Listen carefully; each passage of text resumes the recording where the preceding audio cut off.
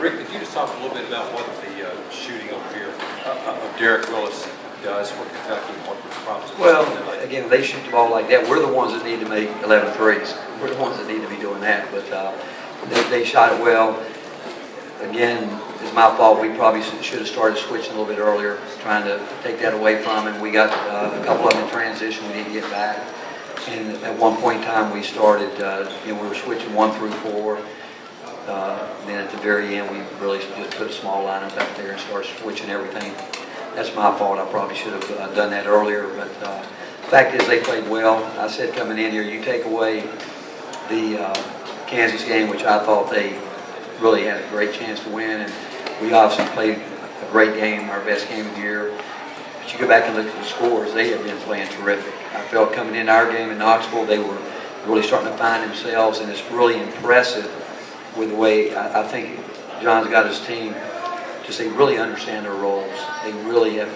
They're just really, the chemistry's great, and they know what they're looking for. And when you get coming in, we knew that again. You look at a guy like Tyler Ulis, who he's terrific. He controls the game. He does so many things, and you've got to believe he and Jamal Murray are going to get theirs. What you hope is that you can't let a guy, like Willis, break out like he does. The first two, they do enough that they're going to get theirs. You just can't let a third or fourth guy get going, and that's what happened. Rick, Kentucky's on quite a streak from the perimeter. How much is that, do you think, a contagious thing that it builds on itself game to game? Well, I think it does. I mean, I do, and we know, because we've had games where when we get going, and we have games when we know we're not scoring well, but we have a hard time putting it inside a lot, doing something to break that rhythm.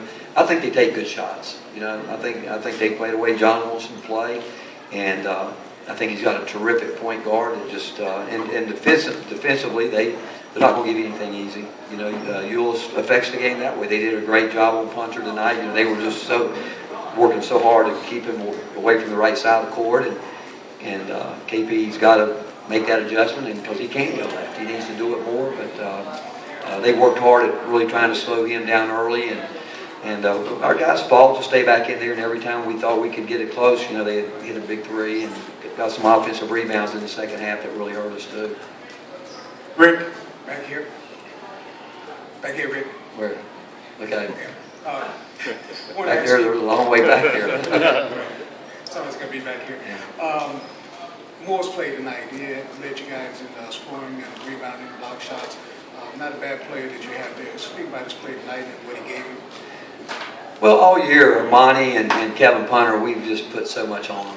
And what we said coming into this game, and you go back and you look at when we play our best basketball, we've got more coming from Robert Hubbs. We've got more coming from Admiral Schofield. I think it's really neat watching Shabari Phillips. I loved his demeanor tonight. I thought he came in here and was really poised. I thought Kyle Alexander too. I mean, Kyle has literally been playing 3 years of basketball. He's on the same team with Jamal Murray, and he didn't play very much. And for a guy that's only played competitive basketball for 3 years, he's doing everything that we can ask him to do. But we need more guys. Armani we put so much on him, to defend and rebound, and he is a big time competitor too. And again, and sometimes my frustrations, I kind of take it out on him because we want to win and we just expect so much from him. But when you look at it, when it's all said and done, you look at what he does, and he does it out of just sheer determination. But he and Kevin both need more consistent help from their teammates. Coach, in the middle, what was the biggest difference in the second half with them on the boards and with the open three-point points they got? Well, transition early, Dietrich early in transition. I don't know why he was leaving the ball, and they don't. A couple of them with Willis, he didn't, like a typical post guy, run down the middle of the floor. He ran to the wing. They found him, and those plays in transition, and kind of like broken open court plays. You've got to match up with whoever. We did a poor job with that.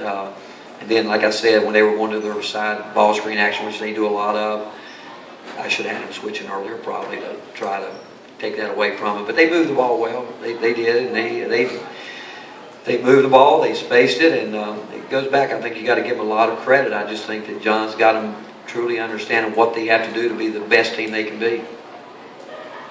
Coach, any update on Devin Bachman?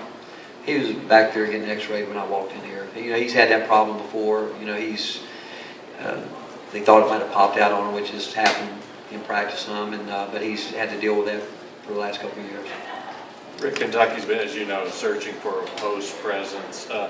How well do you think they compensate for that without having it right in there? Well, again, I think John's doing a good job trying to build a little bit more of that into what they're doing. I mean, there was a difference when he threw it in the post when we had Kyle in there. You know, Kyle made it a little bit more difficult. Now, they made a couple post moves where they took advantage of trying to throw the ball in there against Admiral Schofield, and you would expect a guy that big to score over top of him, but I think that they still, you look at it, points in the paint. I count those baskets where Murray and Ulis get down the lane. To me, those are points in the paint too. I mean, just as effective as throwing the ball to a post player there. But just like we're continuing trying to develop our young guys, I think John's trying to do the same thing. But again, I just think they really understand their roles. Each guy that goes in the game really understands what's expected of him, and I think that's a sign of a team that's starting to figure it out. Rick, right here, two things. Is that what you're trying to sell to your guys, figuring out that role and executing it, and also how tough is the turnaround tomorrow with LSU and Saturday? Well, again, they're kids. We got to bounce back. It doesn't matter what it is. We have to do it.